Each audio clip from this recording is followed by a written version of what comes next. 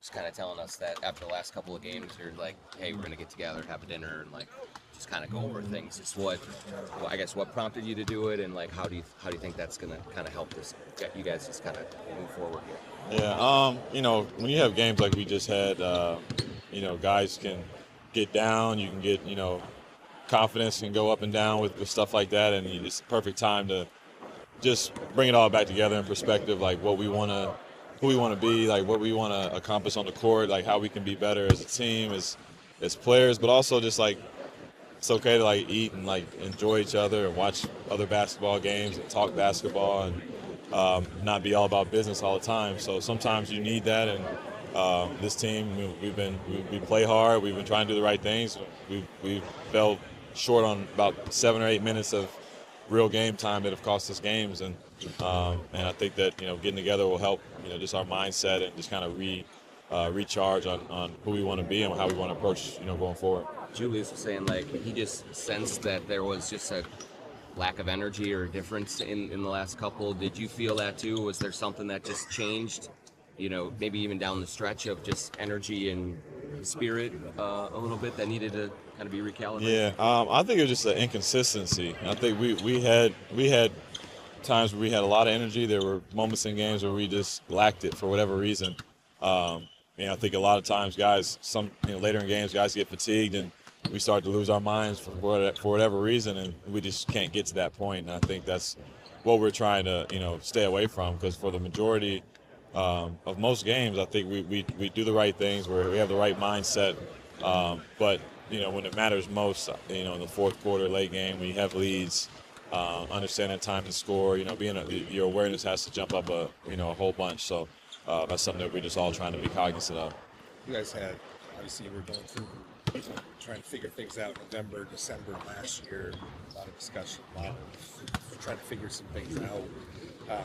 How do you maybe lean on that experiences with a lot of the same people here to what you're going through? Yeah.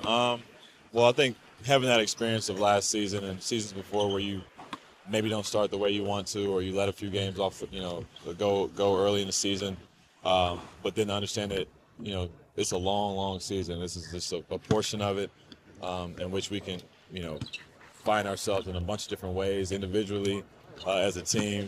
We've got a long road to go. We're not the team that we're going to be in April, and we got to continue to build the consistent habits so that, we understand that we'll get there if we continue to just lock in on the small details and the easy plays and the things that can make us a better team going forward. And necessarily mean the result will happen tonight or tomorrow night, but you just have to stay consistent with that mindset. And I think that's what we did last season to get us out of it. You guys pride yourselves on open, honest communication without feelings getting in the way. Was last night a good example of that?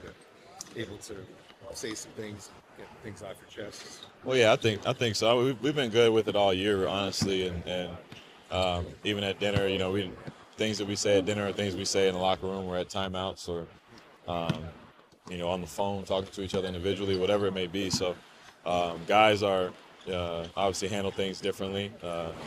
Personalities are different, but all accept accountability and what we have to do to get better as a team and what we have to do individually to make the team better. You've been in a lot of big moments late in games.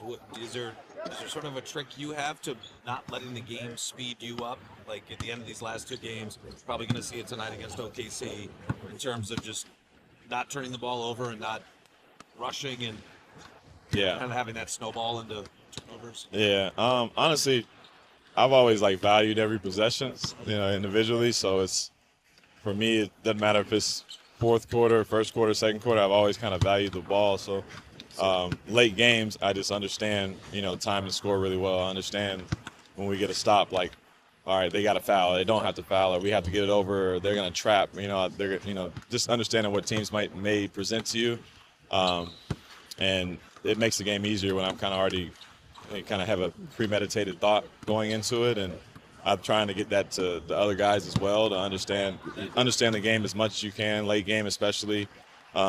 Understand that being down 4 and them going to the free throw line doesn't mean the game is over with 15 seconds. We still have plenty of time to make plays and win games. So that's just how I approach it.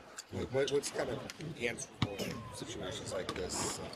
Is he sitting back, listening to you guys? Is he part of kind of the leadership? Or kind of how does he think of the Knicks during a moment like this or differently? Yeah, I mean he's active and involved as well. Obviously the vets more so than anybody kind of put on the thing, and obviously we need the leadership from him and his voice and all the things that he says to us and wants for us and challenges us with. We respect and accept just like anybody else. So he's getting better and better at it. And I think he's kind of growing into that role.